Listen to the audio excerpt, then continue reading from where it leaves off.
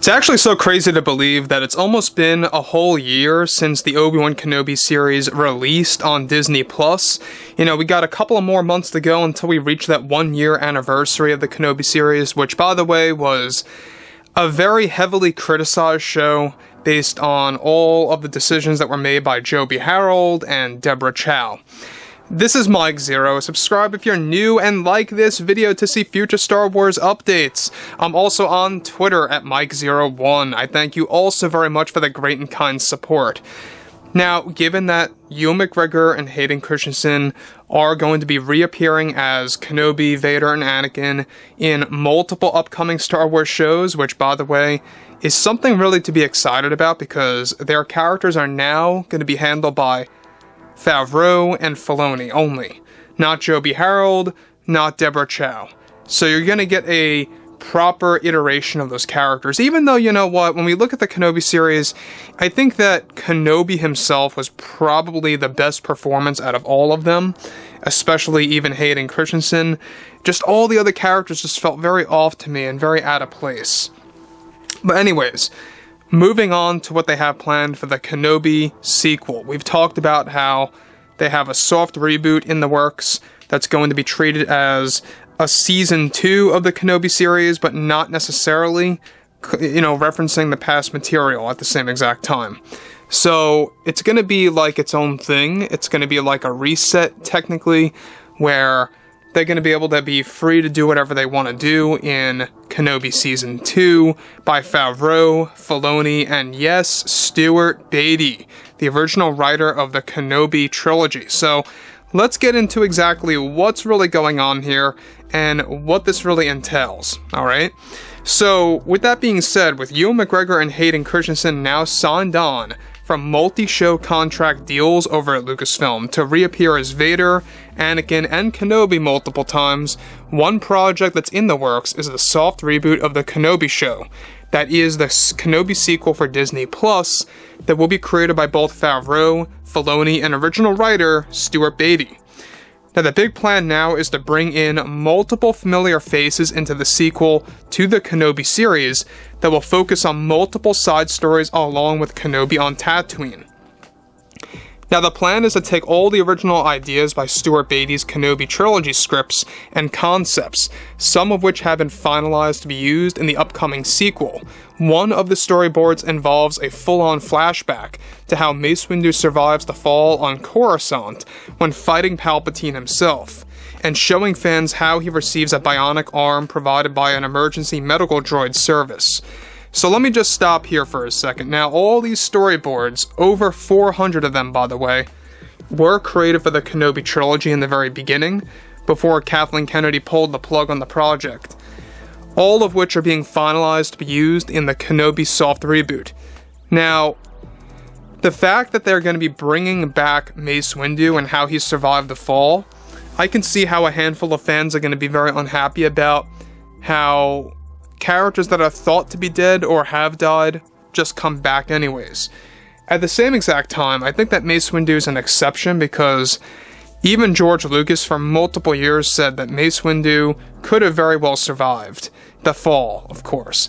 Now, jumping into exactly what they have planned for the Kenobi sequel series is that this is really going to take a new turn on things. It's going to be multiple side stories. It's not just going to strictly focus on Kenobi himself, similar in a sense to what they did in Season 1, except this is going to be about very valuable and well-known characters. So they're going to split it up into 3, a side story about Kenobi, a side story about Mace Windu, as well as Ahsoka, and how all of their stories intertwine eventually, in the forms of flashbacks and also in present time as well.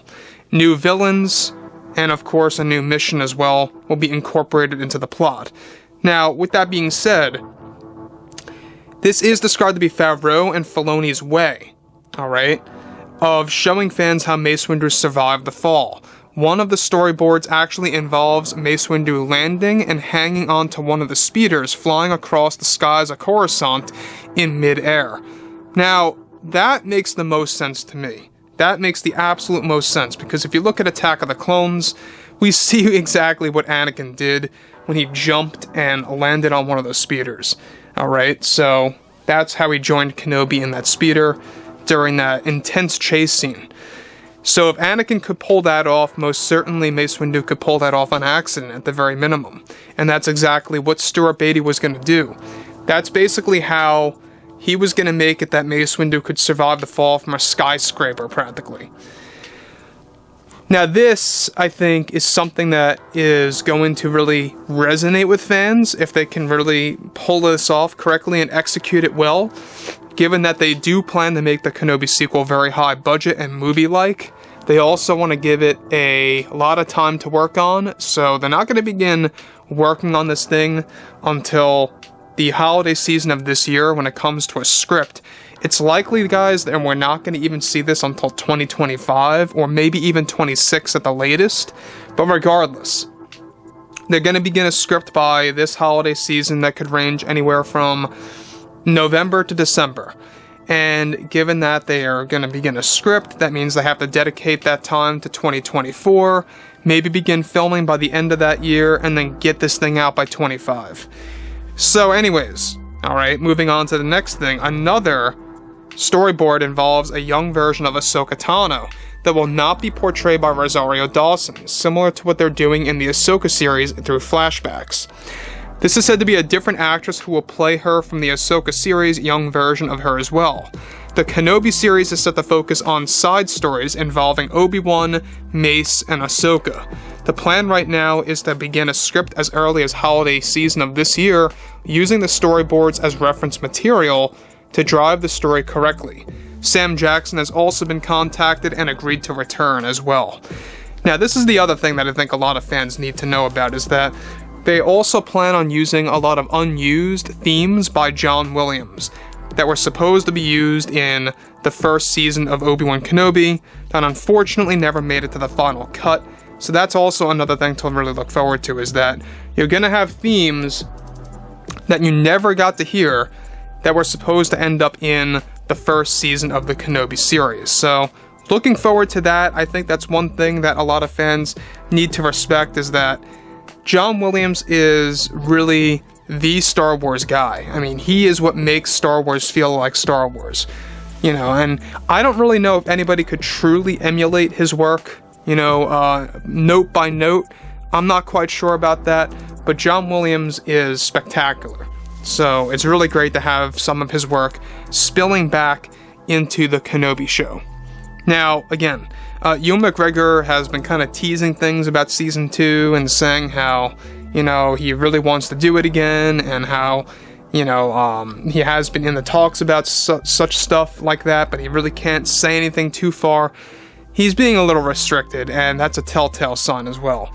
So given that, of course, we have a lot of things happening between Sam Jackson getting contacted and agreeing to return, a young actress portraying a young Ahsoka in a flashback or two, and also a lot of other things, showcasing all these different new enemies and foes. Anyways, drop a comment below. Fill me in on what you guys have to say about all this below in the comments, and if you guys did enjoy the content for today, make sure to drop a thumbs up on this video to support the channel. I thank you all so very much for the kind support, and I'll catch you guys next time.